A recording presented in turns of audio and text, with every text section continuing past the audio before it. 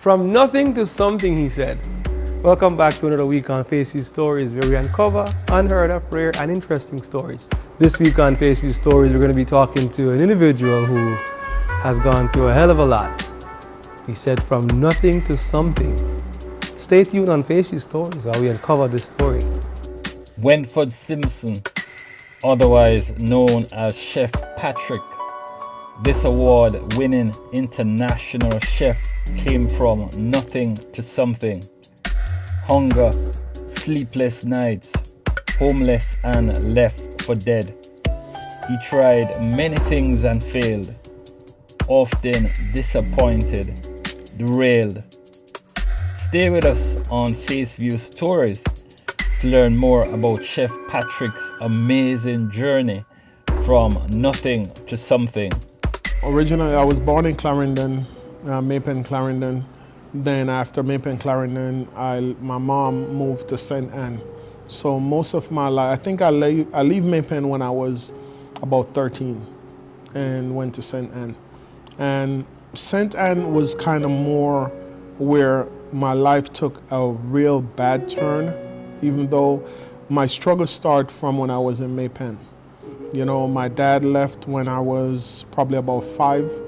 He left and migrated to America with basically another family, and left me and my sister with my mom in Clarendon. So my mom used to work 2 jobs, taking care of me and my sister. And I think that's where my love for cooking came from, because when my mom is at work, she used to work at a betting shop. You know, back in Jamaica, they sell racehorse and so forth. She worked at a betting shop. And my mom would go to work, and when she go to work, we have 2 shift school classes. So I'll go to morning class, my sister go to evening class. I'll come home and I'll cook for her. And I remember once I was making something for her, and I was making a cabbage dish, because at the time we couldn't afford meat that much. So whatever veggie stuff we would cook. I was making a cabbage dish for her, and I messed up the dish. You know, the curry accidentally fall over inside the cabbage while I was cooking it, and it turned into curry cabbage. So in Jamaica, nobody know nothing about no curry cabbage. So I had no choice. I couldn't wash it out or anything, so I just went ahead and cooked it. My sister came home, and when she came home, I presented her with the dinner. It was cabbage and rice. And she started laughing at me. She was like, curry cabbage, look at that. And she called over her friends, and everybody started laughing. And right away, I start crying, because at that time I was like, 10, 11, 12. I don't know nothing about what I was doing, but I was just trying. And in the middle of me crying, I said to my sister, I was like, I'm gonna show you that I can cook. I'm gonna show you that I can cook. One day I'm gonna be a chef. And in the middle of me crying, I think I just took that and just start from there. Every time I go in the kitchen, I try to perfect something. I try to make it better, where she don't laugh anymore, and she started enjoying it. Where's that sister now? That sister now, to be surprising, that sister now is actually a chef.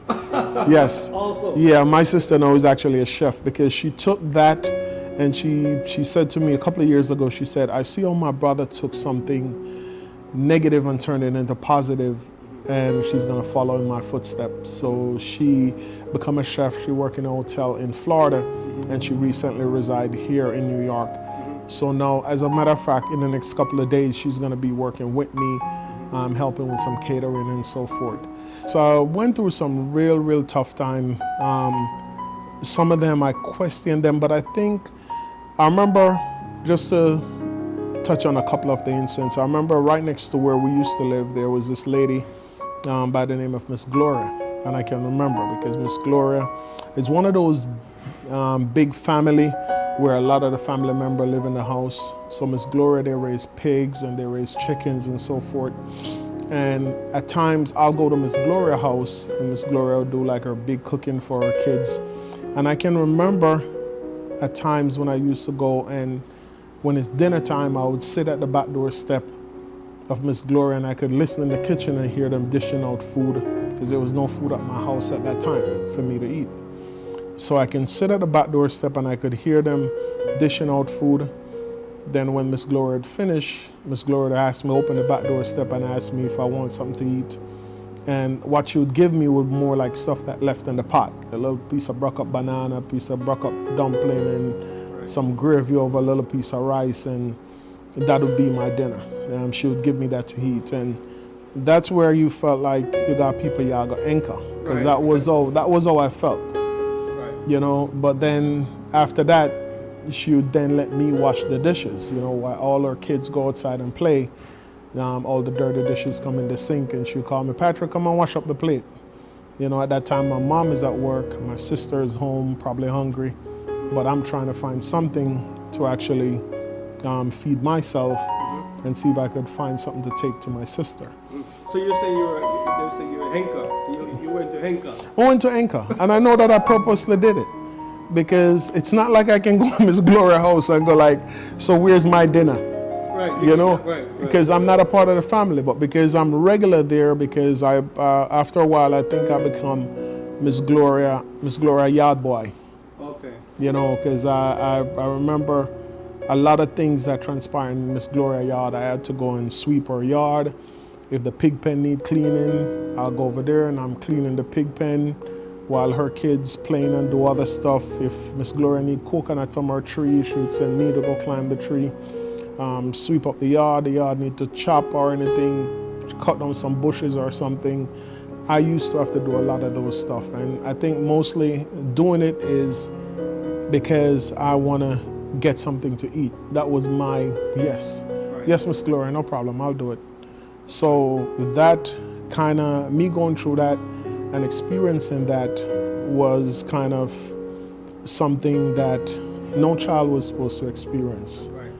You know, and even me speaking about it right now, and this is what I'm kind of careful about interview, because interviews take you to a place where you relive it, and you relive it, and before you know it, you start getting emotional because you put back yourself right into the experience, and that's kind of where I'm at right now. I'm seeing myself right at the spot, experiencing it right. No, I'm not. I'm no stranger to being hungry because of the fact I've experienced it so many times. And hunger to me is when you know that your body needs to be fed. You know that you're either weak and you know that you want something to eat to energize you, and there's nothing in the house. You know, one of the beauty things about Jamaica is depends on where you live and who you live close by. If you want a breadfruit or you want a hana banana or certain things, but if you don't live in that kind of vicinity where the next door neighbor have some fruits or so forth that you can eat, mango or whatever, you're still gonna struggle and experience poverty. So I think, because I remember we didn't have like a bed inside the room. My mom had a mattress on the floor, because that's kind of where we went down to, where she had a mattress on the floor. Me and my sister would sleep on the mattress on the floor, get up, get ready, go to school. I remember it was a little board, board house where back in those days you can look through the little split in the board and see under the cellar. You know, so if the dog go up under the cellar, you see every little thing. So it's kind of one of those little one room. We had a outside toilet. So even if you get up in the night and you want to go to the toilet, it's one of those outside toilet. You have to walk out there 3 o'clock, 2 o'clock at night, whatever time. Or you have a chimney. You know? So, Or a bucket. or you have a bucket, whatever. So it was one of those kind of thing. And then my mom met a gentleman, and they got into a relationship, and we as kids, we don't know. For her mom said we're going to St. Anne, we're moving. So my mom moved from there to St. Anne, and from there, my life, oh my God. It's like you jump out of frying pan and jump right in the fire. The man, I would say the man kind of more sell himself for what he wasn't. So when me and my sister came to St. Anne, we came to something that wasn't true, because we find ourselves basically we're sleeping on the floor. There's no food to eat. He didn't have a job. So my mom was still now going to neighbor's house and washing people's clothes. And I found that out because my mom would leave at night when we're sleeping, and I wake up in the night and my mom is not in the house. Then I found out that my mom went to next door neighbor, wash their clothes throughout the night, hang it on the line, make a little money and come home and give to us to go to school. So I remember we had to go to, me personally, I did most of the struggling. My sister dealt with some, but I think because I was more the one who was going out there and trying to do a little bit of hustle and make something and come home and make sure my sister gets something to eat and there's food in the house, I experienced it a little bit more than my sister. So that poverty and just trying to figure out where to get the next food to eat was like a continuous thing for me. And it didn't, even when I become older, it didn't change much, because my mom got out of that relationship and got into another relationship, and this man was no different, because he basically kicked me and my sister out of the house. So I was working at Sandals at that time, and that was where I became homeless, when I was working at Sandals, and that time I was 16. So you were homeless at the age of 16? I was homeless, at the age of 16, just as I graduated out of school.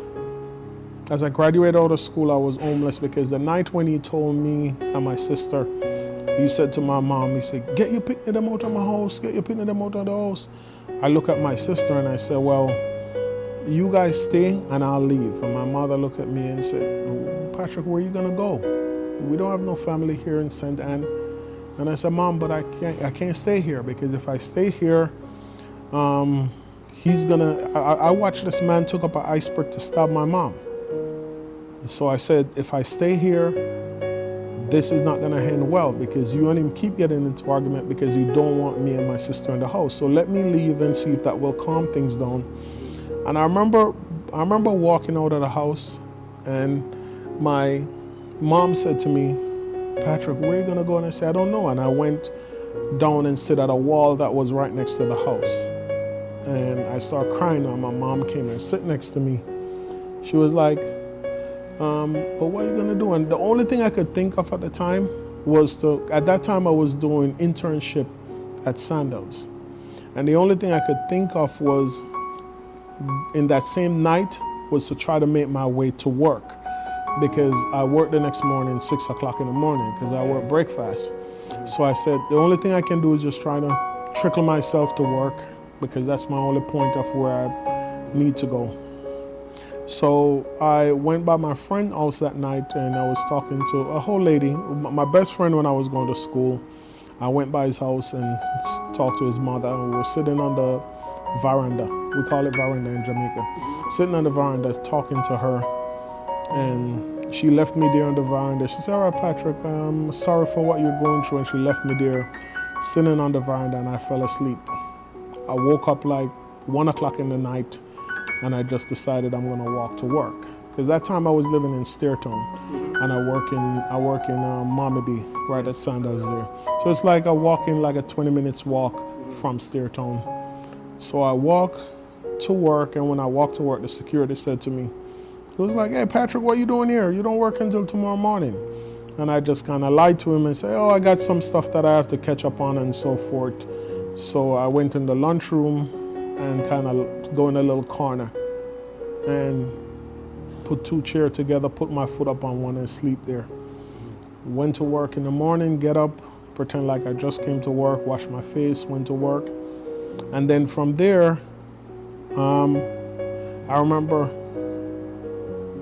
I went to work and I asked my supervisor because I don't know what I'm gonna do in the sense of going home after work, you know. So I asked my supervisor, I was like, "Can I work double shift?" And my supervisor said, "Yeah, because they're looking for someone to cover a shift in the nighttime." So they put me on double shift for a couple weeks. I was working double, but at night I still didn't have nowhere to go. So what I'll do at night when I finish work, I'll pretend like I'm coming off the hotel premises, and they have this room where they keep all the golf carts and all the equipments and stuff. I'll pretend like I'm leaving, then I'll sneak over into the golf cart area and go in like where they keep all the grounds equipment and kind of find a little corner and kind of hide and sleep there. And how long did you? I did that. I did that for probably about a month every night, and I sleep there. I get up early in the morning. I go to the bathroom because we had a bathroom at work. I go in there, take a shower, put on my clothes. We also have laundry, so I could wash my clothes there. And they give you chef jackets and stuff, so that I didn't have a problem with. So I did that for about a month until I got caught one night by the hotel manager. And the hotel manager said you can't sleep on the hotel premises, it's not, you'll lose your job and so forth. I remember one evening after I finished work, I came out and I was standing talking with my friends outside the entrance of Sandals. And one of my friends said to me, he said, Patrick, you know that they're doing interview in St. Anne's Bay for a cruise ship job to work on the cruise ship? And I was like, what? He said, why you don't go down there and take the test? You're very good at what you do and you're very smart. Go down there and take the test. And I was like, can't but out those cruise ship scam and all of that. So at the worst come to worst, I'm like, okay, I'm standing here, I'm not doing anything. So let me go down there. So I jump on the bus, went to St. Anne's Bay. It was in Lime, Joe Dawkins.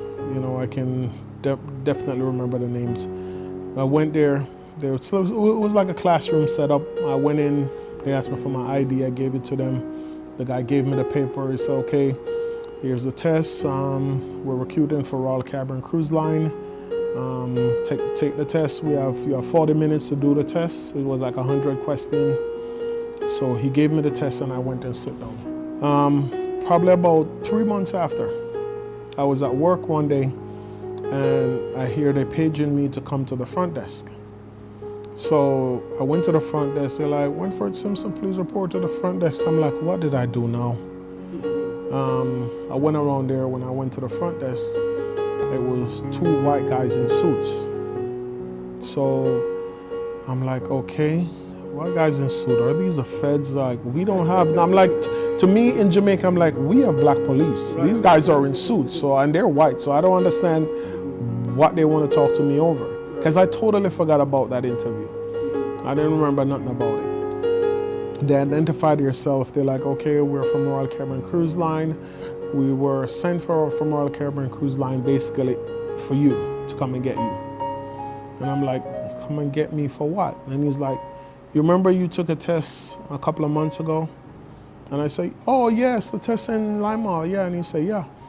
I said, you pass with 100% of them correct within the less time given in the history of we giving out this test. And we were sent here by the executives of Royal Caribbean Cruise Line to come and get you. The company want you. And I'm like, okay, I don't have passport. I don't have, no, it was a Monday happened and they say you have to leave the Thursday. I'm like, I don't have passport. I don't have nothing. I've never traveled before in my life. And they're like, don't worry about it. All you have to do is just say yes. From there, my life just take a turn. I worked with Royal Caribbean Cruise Line for 10 years. I started out as line cook to where I make it up to executive chef. Worked with them. Then I left there and I worked with Disney World in Orlando, where I worked with them for another 3 years. Went back to Jamaica, opened up a chemical store where I was doing Forever Young Chemical.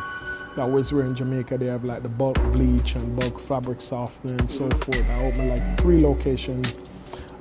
Where I'm at now in my career, I am so very grateful because when I look at me coming from being homeless to where I provide home now for people, I'm also into real estate now where I have rental property, where I provide home for people to call home. And I'm giving back. I'm opening culinary school in Jamaica. I'm motivating and I'm inspiring and I'm doing so much. My name is Winford Patrick Simpson. I didn't grow up privileged. I grew up with a lot of struggle and a lot of challenges.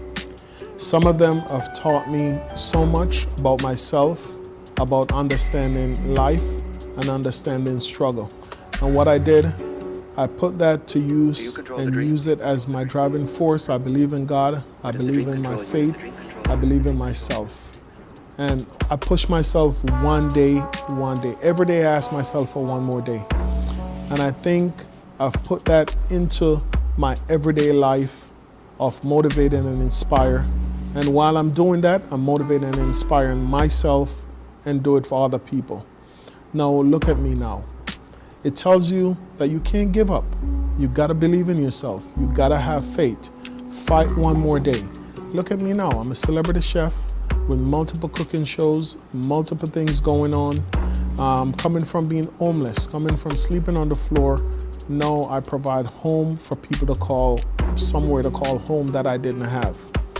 You know, so the struggle you go through is just a motivation. It's just a driving force that you have to be strong. You have to be your number one cheerleader. I've cooked for over 300 celebrities throughout my career. I cooked for 3 presidents and prime ministers and dignitaries. I'm coming from dumpling and butter, sleeping on the floor, sleeping on the cold concrete. Thank you for tuning in. Facevu Stories is brought to you this week by House of Natural, where we do the natural. Located at 4011 Bronxwood Avenue in the Bronx. Go and visit House of Natural for all your natural hair care products and treatment. Again, I'm your boy Jerry McDonald, and thank you for tuning in to Facevu Stories. If you or anyone you know have a story to tell, go ahead and reach out to us. Send us an email. If you witness anything or you're part of anything, or if you were raised in any way you want to share your story, go ahead and reach out. And don't forget, now this is a very important part now, don't forget to go ahead and subscribe to my YouTube channel for weekly updates of more interesting stories. If you want to see some real stories, if you want to be inspired, go ahead and hit that subscribe button and go ahead and hit the notification bell so you'll know when the stories come in. Until next week, be good, be safe, bless.